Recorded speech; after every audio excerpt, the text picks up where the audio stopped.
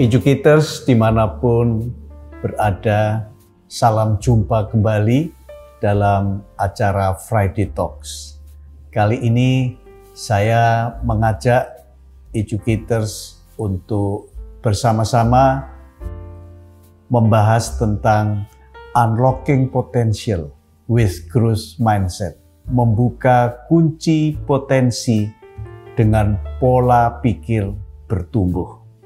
Merupakan kelanjutan dari episode kita yang disajikan secara khusus dalam rangka Hari Guru Nasional. Mari kita bersama-sama membahasnya berdasarkan sebuah buku karya Grace Hildrew, Becoming a Growth Mindset School. Kata school atau sekolah bisa saja kita ganti dan sesuaikan dengan Becoming a Growth Mindset Person, Becoming a Growth Mindset Church atau Organization.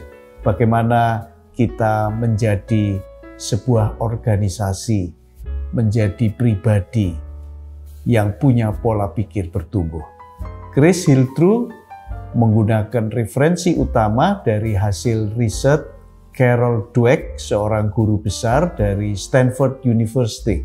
Sebuah buku karya Dweck yang menjadi bestseller berjudul Mindset atau Pola Pikir, Changing the Way You Think to Fulfill Your Potential. Mengubah cara pikir kita untuk bisa mengembangkan potensi yang ada dalam diri kita. Nah, berdasarkan topik yang kita mau bahas ini, saya ingin memulai dengan pertanyaan, apa yang membuat manusia itu berbeda? Mungkin juga organisasi berbeda, sekolah, gereja, ataupun bahkan perusahaan. Dalam arti kemampuannya, kecerdasannya, perjuangannya, dan juga ketahanannya ketika menghadapi berbagai tantangan, berbagai hambatan. Nah, kita bicara tentang orang dulu dah, pribadi.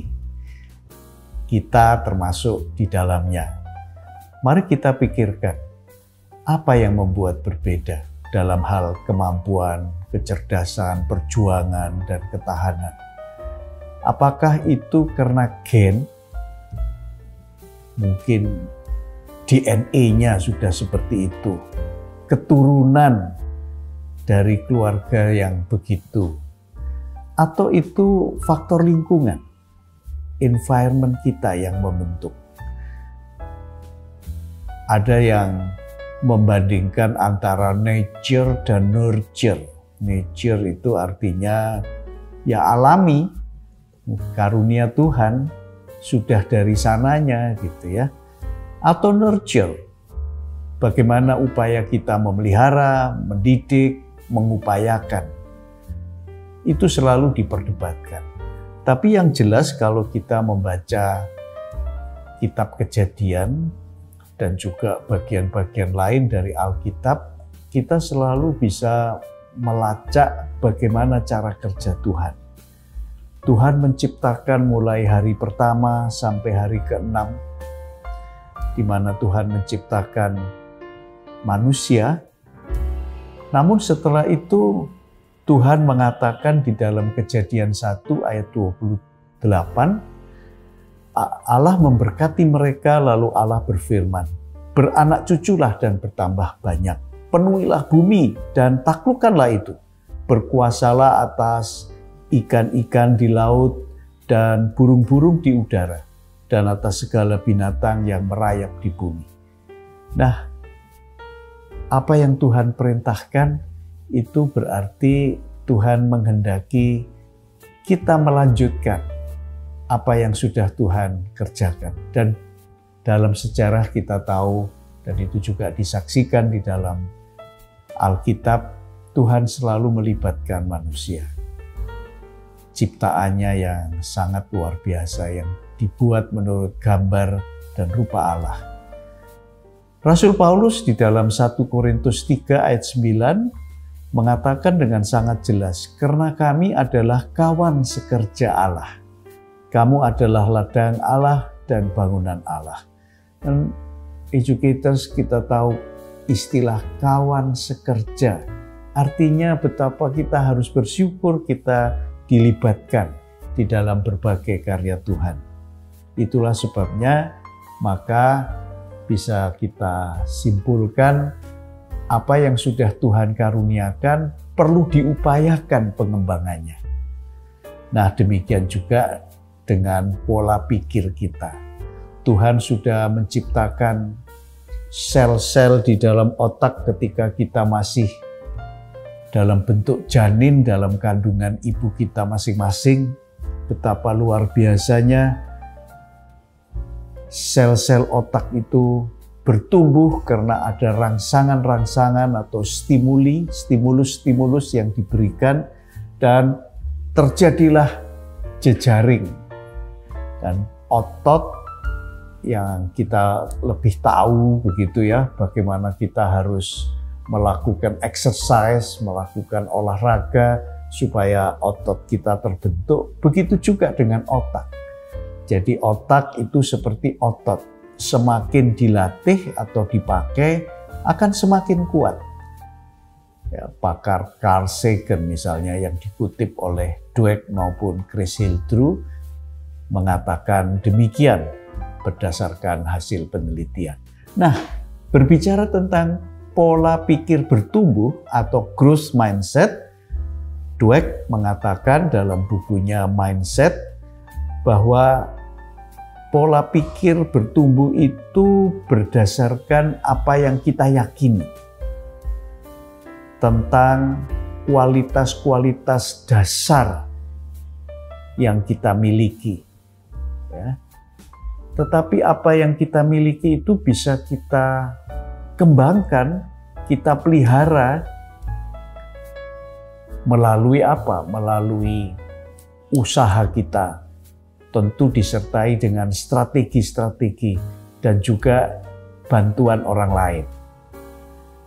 Nah, meskipun manusia itu berbeda dalam berbagai hal, berbagai cara, dalam kita tahu punya talenta awal, punya kecerdasan awal, mungkin punya bakat, minat, dan temperamen yang berbeda-beda. Tapi setiap orang bisa berubah dan bertumbuh dengan pertolongan Tuhan tentunya.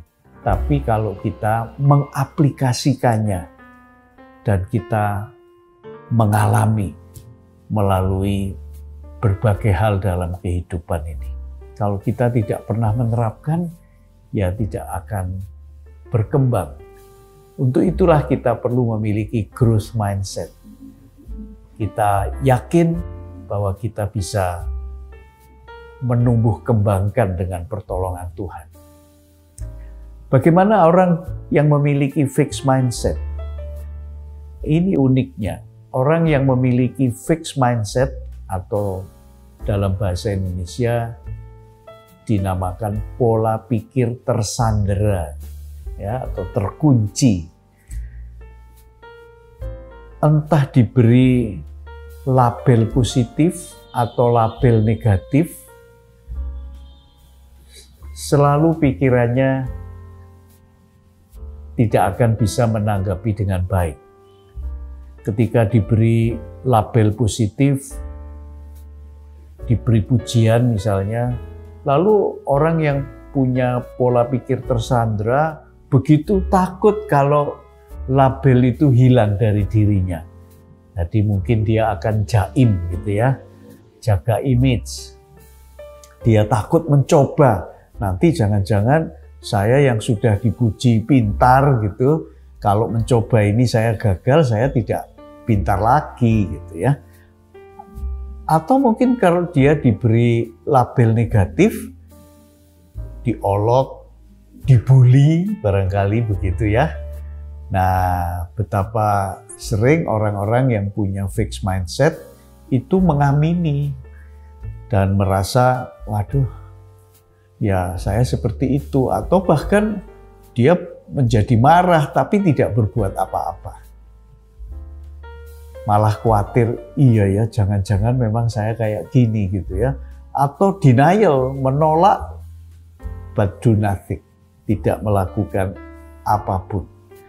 Nah sekarang pertanyaannya bagaimana kita bisa unlocking our potential,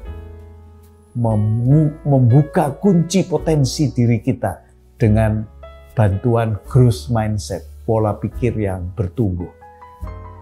Beberapa episode yang lalu, khususnya episode 11 dan 12, kita sudah mempelajari prinsip akar dan tunas, root and shoot principles. Nah, educators kita bisa menggunakan prinsip ini. Pada sistem akar, kita mempunyai sistem kepercayaan kita, membangun keyakinan kita. Dari mana? Asupannya dari soil, dari tanah itu. Itu adalah worldview kita. Kalau worldview kita berdasarkan biblical worldview, cara pandang yang diajarkan oleh Alkitab, firman Tuhan, maka kita akan menyerap nutrisi dari tanah itu, dari worldview yang benar tentang siapa diri kita. Betapa kita biji mata Tuhan, betapa kita anak yang berharga, yang dikasihi Tuhan, yang sudah dikaruniai berbagai talenta, kemampuan, dan sebagainya.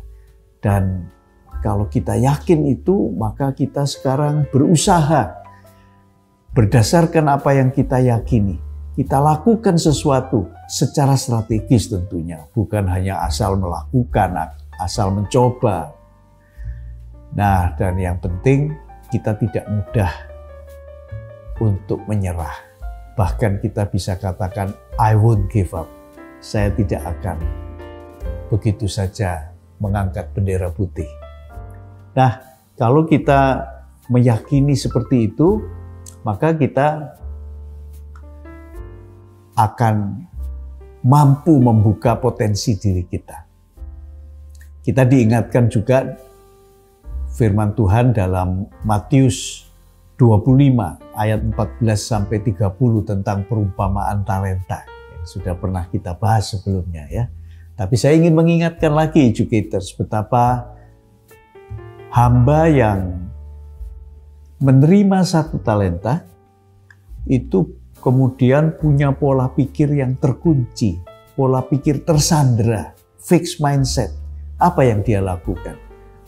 Talenta yang hanya satu itu dia sembunyikan, dia menggali tanah dan kemudian menyembunyikan talenta itu dengan berbagai pikiran negatif yang dimilikinya, bahwa tuannya itu kejam, merampas apa yang bukan haknya dan sebagainya ya. Sedangkan dua hamba yang lain yang diberi 2 talenta dan 5 talenta bukan masalah banyaknya talenta, tetapi mereka sebagai steward, sebagai penata layan itu punya pola pikir bertumbuh.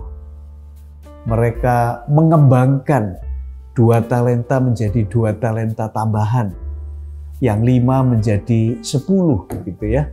Itulah yang luar biasa. Dan kita bisa belajar dari hamba-hamba penerima 2 dan 5 talenta ini yang kemudian diberi pujian oleh tuannya bahwa mereka adalah hamba-hamba yang baik dan setia, tidak seperti hamba yang menerima 1 talenta. Itu adalah gambaran yang sangat jelas tentang fixed mindset dan growth mindset. Mari kita kembangkan pola pikir bertumbuh supaya kita bisa membuka kunci potensi dalam diri kita. Nah, educators, kalau kita bisa memulai dengan diri kita dulu, lalu kita bisa membantu orang lain. Mungkin anak-anak kita, anak didik kita, staf kita, orang-orang di sekitar kita. Sehingga organisasi kita pun, entah sekolah, gereja, bahkan perusahaan, apapun yang Tuhan percayakan, kita bisa mengajak tim kita, teman-teman seperjuangan untuk bersama-sama mengembangkan pola pikir bertumbuh dan menghilangkan pola pikir tersandra sedapat mungkin. Walaupun kita tahu kita tidak selamanya bebas dari pola pikir terkunci ya, tersandra. Tapi paling tidak pola pikir kita didominasi dengan pola pikir bertumbuh. Sehingga kita bisa membuka kunci berbagai potensi yang sudah Tuhan anugerahkan. Bukankah itu yang menjadi tugas panggilan kita? Supaya kita bisa mengoptimalkan semua karunia, talenta yang sudah Tuhan berikan. Sehingga kita bisa mempersembahkan karya terbaik kita bagi kemuliaan Tuhan. Selamat merenungkan dan selamat berakhir pekan. Mari kita minum teh bersama.